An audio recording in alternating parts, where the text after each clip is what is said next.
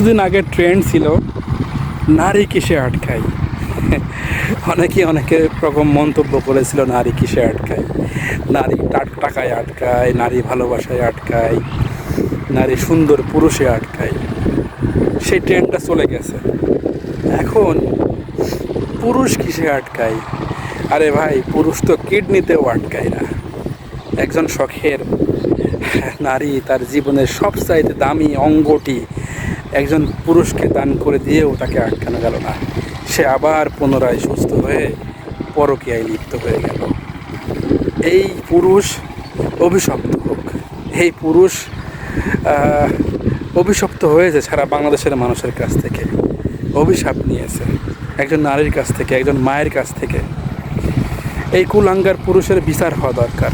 এই কুলাঙ্গার সারা বাংলাদেশের মানুষের, সারা বাংলাদেশের পুরুষদেরকে কলঙ্কিত করেছে। হ্যাঁ, এই কুলাঙ্গার, এক কুলাঙ্গারেই সারা বাংলাদেশের সকল পুরুষকে, সকল পিতাকে, সকল স্বামীকে, সকল বাবাকে, সকল ভাইকে কলঙ্কিত করেছে। এই কুলাঙ্গারের বিচার হওয়া উচিত। এই কুলাঙ্গার কি করেছে? এই কুলাঙ্গার বিশ্বাসকে হারিয়েছে। হ্যাঁ, নারীদের যে একটা আস্থার জায়গা ছিল পুরুষ, সেই আস্থার জায়গা, সেই বিশ্বাসের জায়গাটা এই পুরুষ, এই কলঙ্কিত, এই কুলাঙ্গার পুরুষ ভঙ্গ করেছে। আসলে এর কঠিন বিচার হওয়া দরকার। আমরাও চাই এর বিচার হওয়া দরকার। আর সবচেয়ে বড় বিচারটা কী হওয়া দরকার জানেন? আমাদের বাংলাদেশে না সেই ধরনের আইন নাই।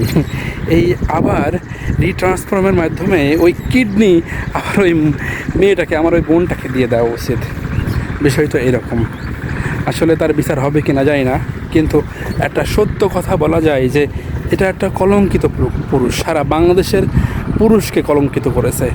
আর হয়তো এই কুলাঙ্গারের জন্য মা বোনেরা, স্ত্রীরা তার স্বামীকে, তার বাবাকে, তার ভাইকে আর বিশ্বাস করবে না, এই একজন কুলাঙ্গারের জন্য।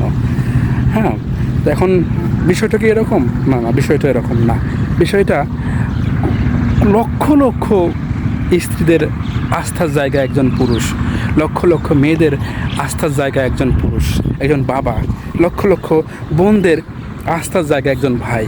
সকল পুরুষ খারাপ না, সকল পুরুষ বিশ্বাসঘাতকতা করে না, সকল পুরুষ তার শখের নারীকে, শখের ভালোবাসার নারীর সাথে প্রতারণা করতে পারে না, বিশ্বাসঘাতকতা করতে পারে না। হ্যাঁ, এই বিশ্বাসঘাতকতা করার জন্য কিছু কিছু মানুষ থাকে, তারা অনলি বিশ্বাসঘাতকতা করে। তাই সকলকে বলবো, আসলে সকল পুরুষই খারাপ না।